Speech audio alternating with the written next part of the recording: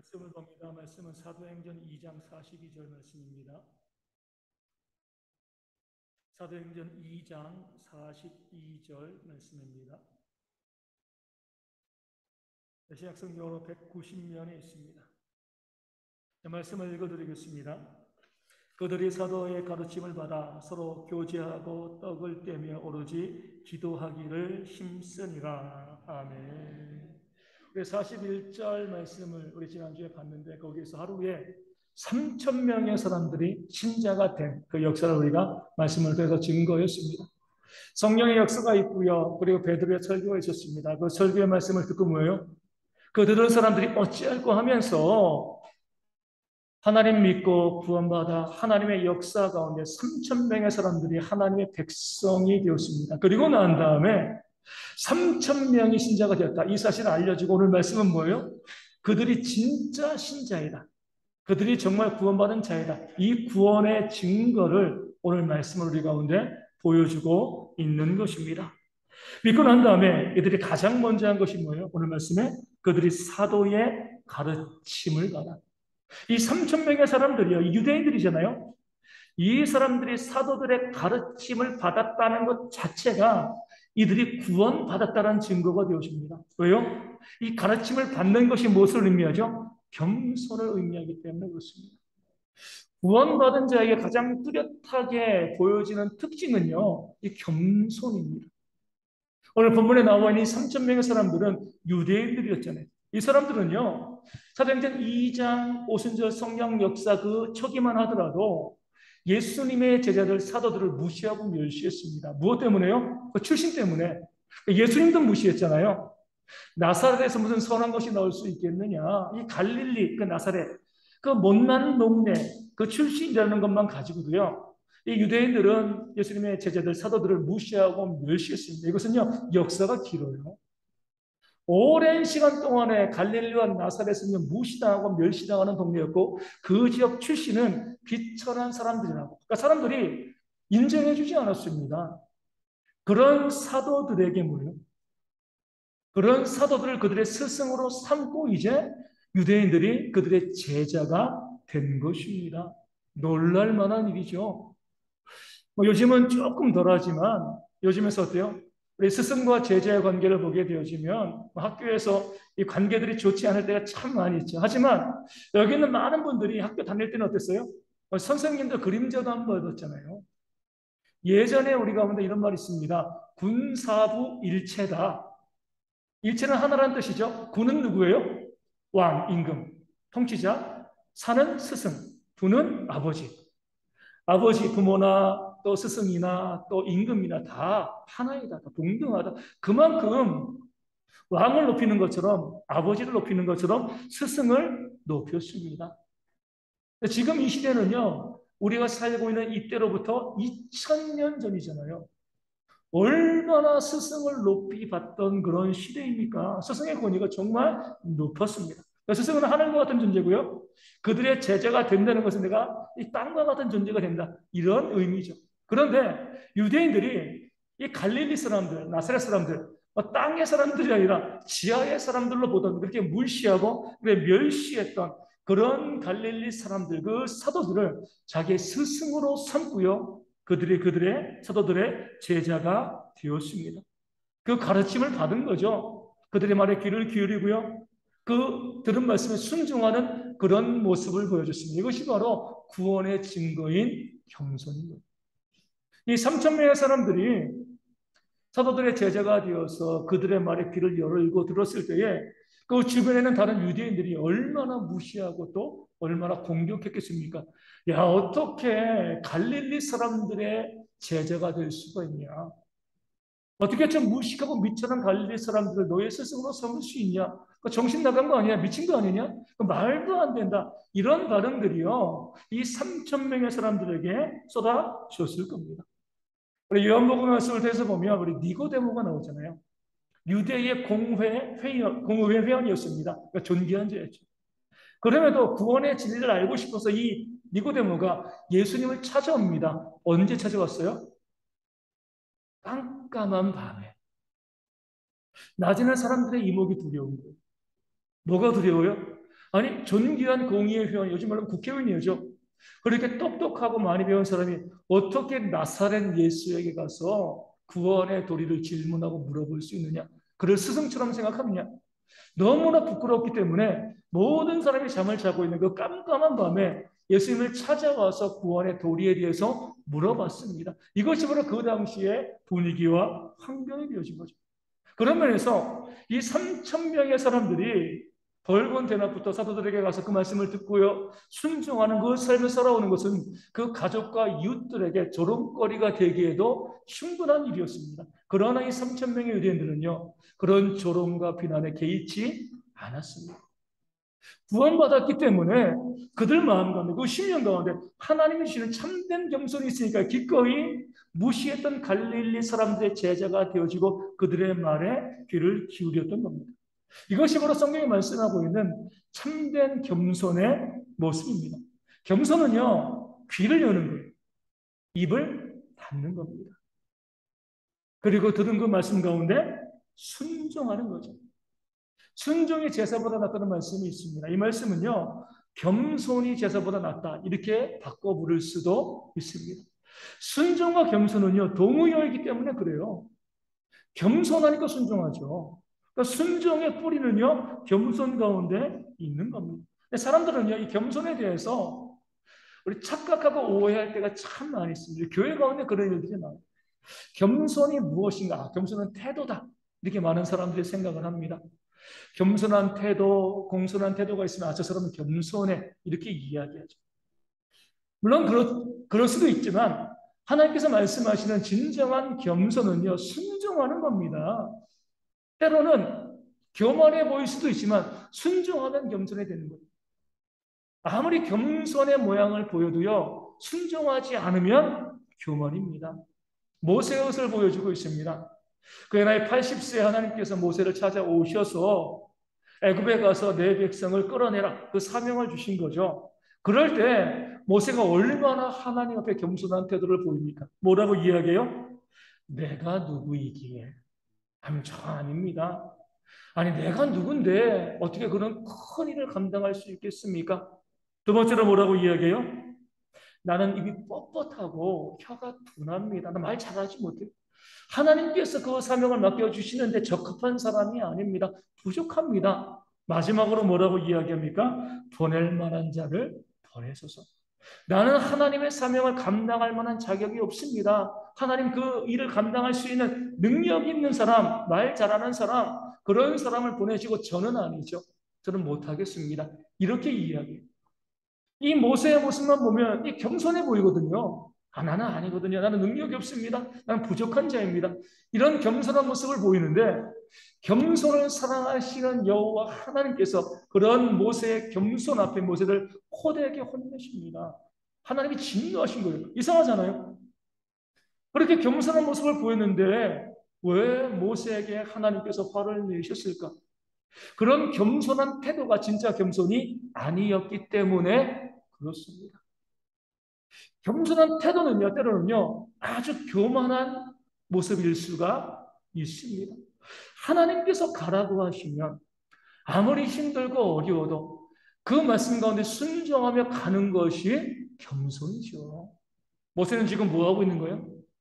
하나님 말씀 듣기 싫은 거죠.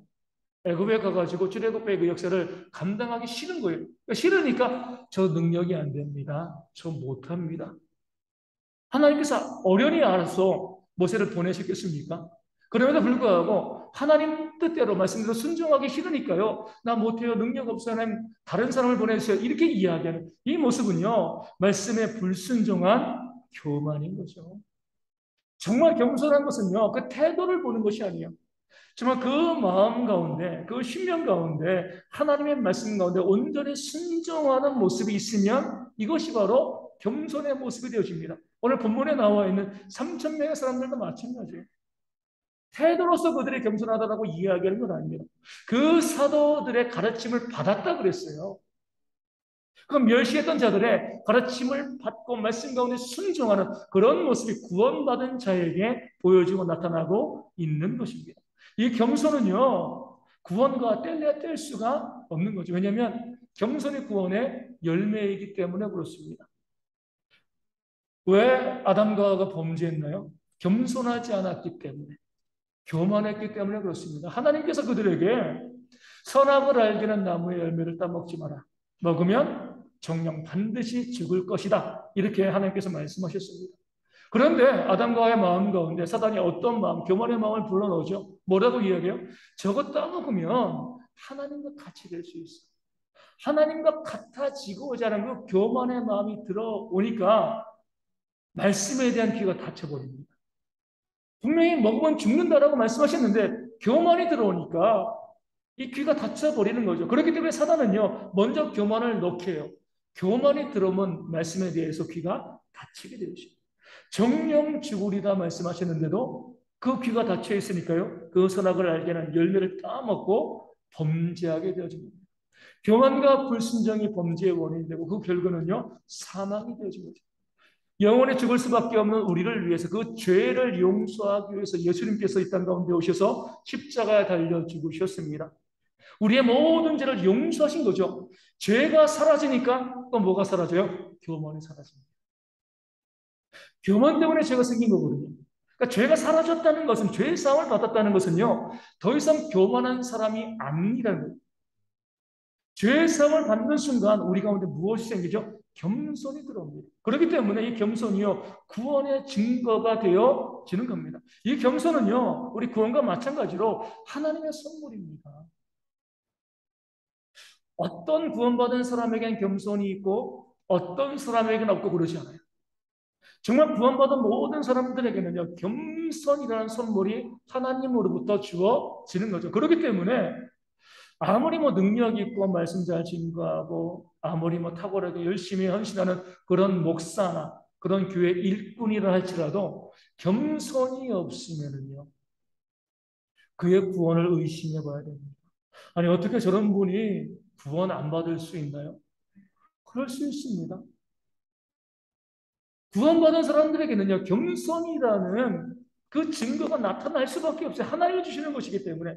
물론 우리 그것을 더욱더 잘하게 하고 성숙하게 만들어야 되지만, 일단은 겸손이 없이 구원받은 사람들은 아무도 없습니다. 그래서 우리가 구원받았다라고 했을 때, 우리 가운데 겸손의 씨앗이 심겨졌다라고 바라보는 것이 맞는 거죠. 이 겸손은 내가 노력해서 얻는 것이 아니라 하나님의 선물이기 때문에 그렇습니다. 그래서 본문에 나와 있는 사람들은요, 억지로 훈련해서 그들이 사도들의 가르침을 들은 게 아니에요. 구원받은 즉시 겸손하게 되어지니까 그 사도들의 밑에 들어가서 그들의 제자가 되어서 그들의 말씀을 듣게 되어진 겁니다. 이런 모습들이 우리 모든 성도들 가운데 있어요. 내가 정말 구원받은 자인가? 내가 정말 하나님의 나라를 유업으로 받을 자인가? 천국에 갈 수 있는 자인가? 무엇을 할 수 있어요? 겸손하냐, 겸손하지 않냐? 겸손이 무엇이라고요? 하나님의 말씀에 귀를 열고요, 그 말씀에 순종하는 그런 모습이 있어야지 그것이 겸손이고 구원받은 자입니다. 내가 아무리 교회 다니고 교회 직분자하고 내가 교회 오래 다녔다 할지라도요, 내 가운데 말씀에 대한 순종이 없으면 우리의 구원을 다시 한번 점검해 봐야 하는 것입니다. 그러면서 오늘 말씀은요, 내 가운데 겸손이 있는지 알려주고 있는, 구원의 증거가 겸손인데 겸손이 실질적으로 내 삶에서 행해지고 있는지 알려주고 있는 세 가지 지침을 우리 가운데 또한 보여주고 있습니다. 그 첫 번째가 뭐예요? 오늘 말씀에 서로 교제하는 것. 두 번째는 떡을 떼는 것. 세 번째는 오로지 기도에 힘쓰는 것. 구체적인 이런 모습이 있을 때 내 안에 겸손이 있고요, 내가 구원받은 하나님의 백성이 되었다는 거죠. 우리가 힘써야 될 부분이죠. 내가 정말 구원받은 백성이고요, 말씀 가운데 순종하는 겸손한 자라고 하면 가장 먼저 우리 가운데 뭐가 있어야 돼요? 서로 교제하는 모습이 있어야 됩니다. 초대교회 교회를 보면은요, 120명의 예수님의 제자들이 있고요, 3,000명의 사람들이 한꺼번에 교회 가운데 들어왔습니다. 3,000명의 사람들이 교회 가운데 들어왔을 때 교제가 가능하겠습니까? 정말 어렵죠. 빈부귀천이 있었고요, 남녀노소 너무나 다양한 사람들이 그 안에 들어와 있었을 겁니다. 그러면서 그들도 서로 알력이 있고요, 또 그들 가운데 이전부터 관계가 좋지 않은 사람들도 그 많은 무리 가운데 있었을 겁니다. 그런데 그들이 뭐 하는 거예요? 그 3,120명의 사람들, 3,000명이 넘는 사람들이 서로 교제했습니다. 너무나 다르고요. 너무나 서로에 대해서 잘 알고 그렇기 때문에 또 알력과 갈등이 있는 그런 상황이었는데도 구원받고 겸손히 들어오니까 뭐예요? 그들 가운데 교제의 모습이 회복되어진 거죠. 우리 자주 말씀드리지만 우리 야고보서 말씀 가운데 이런 말씀이 있습니다. 예수 그리스도에 대한 믿음을 가졌으니 차별하여 대하지 말라. 제가 자주 인용하는 말씀이죠. 중요한 말씀이기 때문에 그래요. 정말 믿음이 있다라고 하면 구원받았다는 거죠. 겸손이 있다라고 하면 무엇이 없어요? 차별이 없는 거예요. 차별이 없으니까 교제하는 거죠. 차별이 있으면 남을 무시하고 멸시하기 시작을 하면 교제가 되어질 수가 없습니다. 우리 빌립보서 2장 3절에 이런 말씀이 있습니다. 오직 겸손한 마음으로 각각 자기보다 남을 낮게 여기고. 아멘.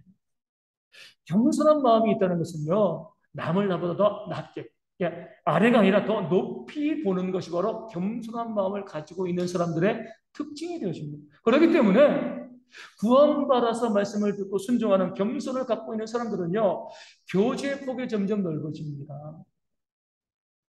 그 태도가 아무리 겸손하고 공손한 모습을 가지고 있다 할지라도 몇몇 사람들, 이 사람들만 채고 나머지 사람들은 좀 내가 함께 할 수가 없어. 이런 마음을 가지고 있다고 하면 진짜 겸손이 아닌 거죠.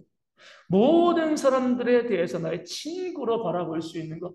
그 사람이 어떤 사람이건 차별하지 않고요. 모든 사람과 교제할 수 있는 그런 모습이 있을 때 그가 정말 예수님 믿는 자이고 구원받은 자이고요. 겸손의 모습을 보이는 하나님의 백성임을 오늘 말씀이 우리 가운데 보여주고 있는 겁니다. 이 교회 가운데 우리가 예배할 때 재벌이 와도 또 노숙자가 와도 그와 친구가 될 수 있는 것이 구원받은 공동체인 거예요. 재벌이 올 땐 다 친구가 되려고 하고요. 노숙자가 올 때는 다 모이려면 그 공동체 가운데는요, 믿음이 없는 거죠. 누가 오건, 어떤 사람이 오건, 어떤 환경의 사람이 오건, 우리 안에 있는 모든 사람들, 나의 친구로, 나의 동역자로 함께 바라보면서 서로 교제할 수 있는 차별하지 않고 무시하지 않고 멸시하지 않는 그런 모습이 있어야지만 내가 구원받은 하나님의 백성이고 이것이 우리가 만들어가야 될 그런 모습임을 성경은 증거하고 있습니다. 혹시 우리 가운데, 우리 마음 가운데 그것이 세상적인 것이건 영적인 것이건 왜 사람들을 바라보면서 무시하고 멸시하는 마음이 있다라고 하면 두려워하셔야 돼요. 빨리 버리셔야 됩니다. 구원받은 자에게 그런 마음이 있으면 안 됩니다. 모든 사람들을 향하여서 모든 사람들을 바라보면서 그 사람을 나보다 더 높이 생각을 하고요. 그들과 손잡고 함께 교제할 수 있는 그런 마음의 준비가 되었을 때, 저 사람은 구원받은 백성이다. 하나님의 자녀이다. 믿음이 있다. 겸손이 있다라고 이야기할 수 있는 겁니다. 내 안에 겸손이 있다는 두 번째 특징은요, 떡을 떼는 거죠. 이 떡을 떼는 것은 그저 음식을 나누는 게 아니에요. 음식을 나누는 건 교제에 포함되는 거고요. 그래서 떡을 뗀다는 것은요, 오늘 우리가 성찬 지내는 것처럼 성찬의 떡을 떼는 거죠. 겸손한 사람들이 사랑하는 것 중에 하나가 바로 성찬입니다. 그러니까 성찬을 포함한 모든 예배가 되어지죠.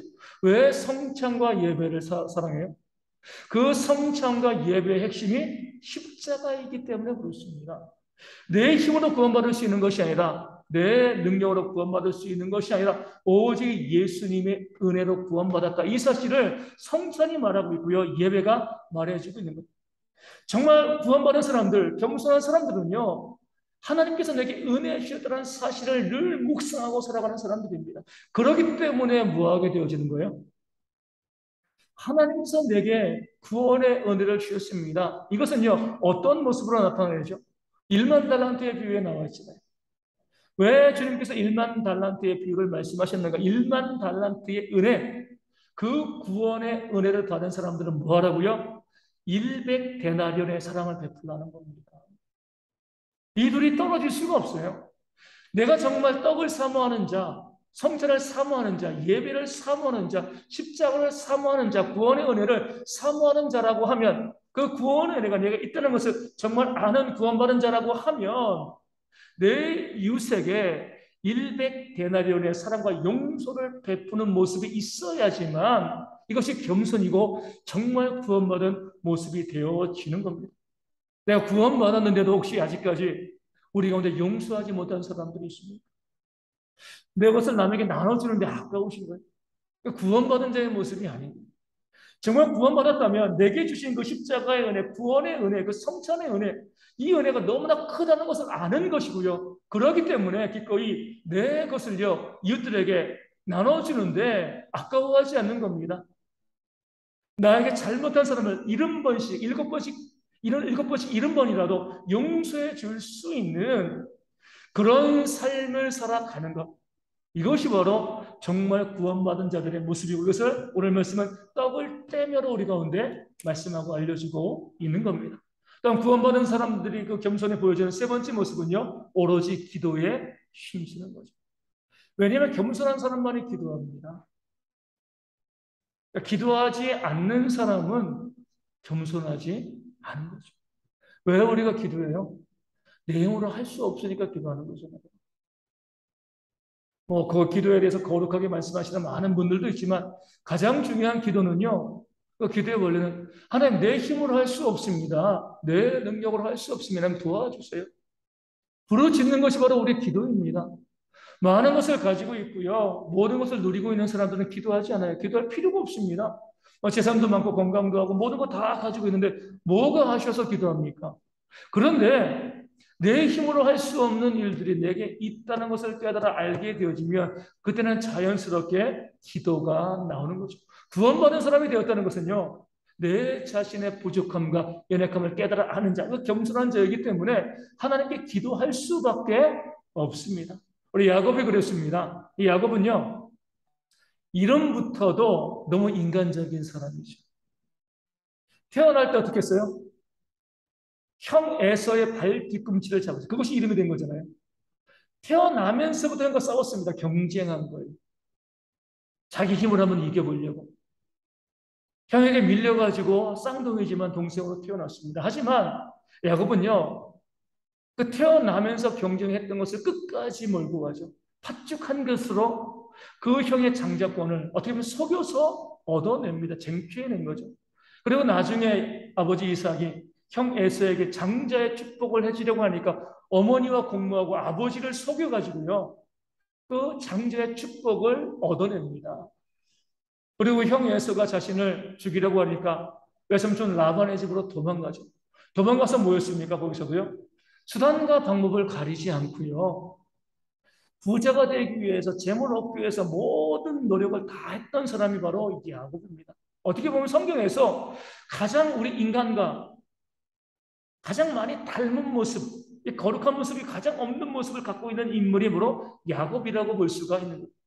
잘 먹고 잘 살기 위해서 내가 할 수 있는 모든 노력과 에너지를 다 쏟아붓는 무엇인가 얻어내는 사람이 바로 야곱이죠. 그래서 결국 그렇게 노력했기 때문에 부자가 됐습니다. 그리고 나서 뭐예요? 고향으로 돌아오게 되어지는 거죠. 돌아오는데 누가 그를 만나러 오자 형 에서가 400명의 사람들을 데리고 군사를 데리고 야곱을 죽이러 달려오는 겁니다. 우리 이제 지난번에 우리 지난 주간에 우리 재미있는 이제 얘기를 하나 들었습니다.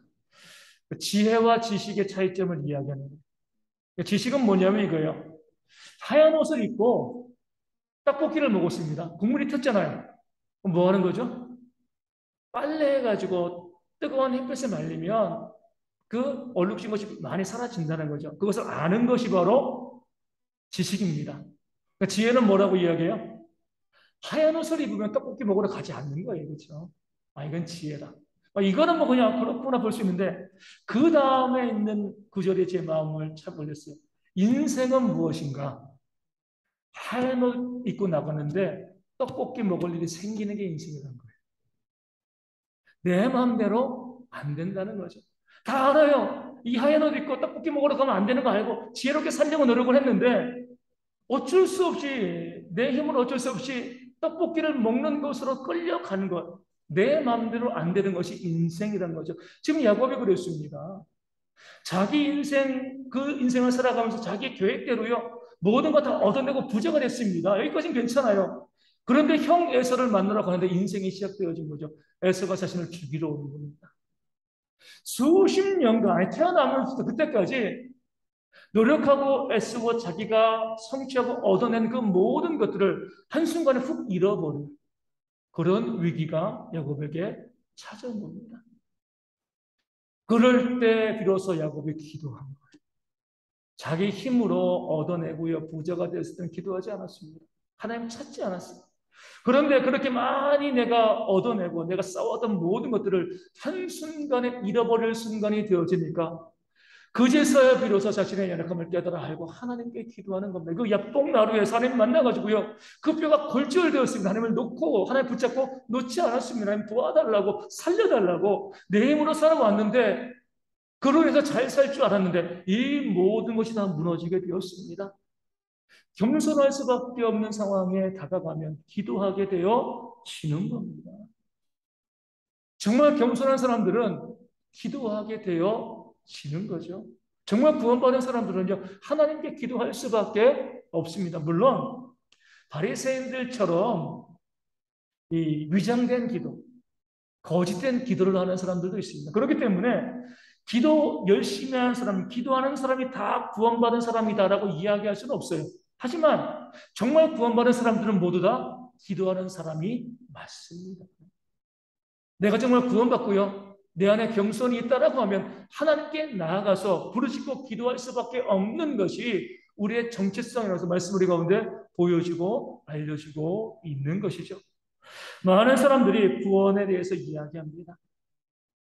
우리도 그러죠. 우리 정말 구원받았습니까? 우리 성도님들. 구원의 확신이 있나요? 어떻게 내가 구원받았는지 알 수 있나요? 바로 겸손인 거죠, 겸손. 내 안에 겸손이 있다라고 했을 때 우리가 정말 구원받은 하나님의 백성이라는 사실을 우리가 확신할 수 있는 겁니다. 그 겸손이라는 것은 앞서 말씀드린 것처럼 그 태도가 아니죠. 하나님께서 내게 주신 말씀을 가지고 그 말씀을 사모하며 그 말씀대로 순종하며 살려고 노력하는 모습이 있을 때, 우리의 귀를 열고 우리 입을 닫을 때 이게 바로 구원받은 자들의 모습이 되어지는 겁니다. 그러면서 뭐 하는 거죠? 아무도 차별하지 않고요, 무시하지 않고 멸시하지 않고 모든 사람을 존귀히 여길 수 있는, 귀하게 여길 수 있는 그런 마음이 있을 때 내가 정말 구원받은 주의 백성이 되어지는 겁니다. 구원의 은혜를 깨달아 알고요, 기꺼이 내 것을 가지고 이웃에게 나누고 또 섬기고 용서하는 삶을 살아야지만 내게 구원이 있는 것이고요, 정말 하나님만 믿고 의리하면서 목숨 걸고 기도하는 그런 모습이 있어야지만 내가 정말 구원받은 주의 백성이 되어지는 겁니다. 이런 삶에 도전하는 것이요, 우리 신앙인들의 정체성이 되어지는 줄로 믿습니다. 이 구원의 증거를 통해서 겸손을 통해서 봤을 때 참 두려운 모습이 있는 거죠. 과연 그러면 우리 가운데, 이 땅의 교회 가운데 정말 구원받은 백성들은 얼마나 될 것인가? 많은 사람들이 나 구원받았다라고 천국에 간다라고 이야기하지만 오늘 말씀이 우리 가운데 알려주고 있는 것처럼 그 겸손의 마음을 가지고 믿음과 신앙의 삶을 살아가는 사람들이 과연 얼마나 될 것인가? 대형의 성도들 모두는요, 정말 구원받은 백성으로서 진짜 겸손이 우리 모두 가운데 있는 줄로 믿습니다. 우리 맞죠? 그렇다고 하면은요, 우리 다 된 거예요. 그렇죠? 내가 정말 하나님 앞에서 구원받은 자로서 겸손하게 되어지면 무엇이 다 되었냐면, 하나님께서는 이런 원리를 가지고 역사하십니다. 교만한 자를 낮추시고요, 겸손한 자를 높이시는 거죠. 내가 정말 겸손하기만 하면, 하나님께서 그 겸손의 삶을 살아가기만 하면 내 삶의 모든 것을 높이시는 그런 역사를 우리 가운데 이루어주실 줄로 믿습니다. 내 힘으로 높아지려고 애쓰고 노력하고 그것 때문에 교만한 삶을 살다 넘어지는 것이 아니라 철저히 구원받은 자로서 겸손한 삶을 살아가게 되어지면 섬기고 나누고 기도하고 교제하고 차별하지 않고 이런 귀한 삶을 살아가게 되어지면 하나님께서 우리의 겸손을 보시고 우리의 삶에 하나님의 큰 역사와 은혜를 베풀어 주실 줄로 믿습니다. 이 한 주간이 그 겸손으로 인한 하나님의 은혜를 받아 누리는 그런 귀한 한 주간 되어지기를 주님의 이름으로 축원을 드립니다. 우리 말씀을 가지고 함께 또 찬송하고 기도하기 원합니다. 280장 함께 찬송하도록 하겠습니다. 찬송가 280장입니다.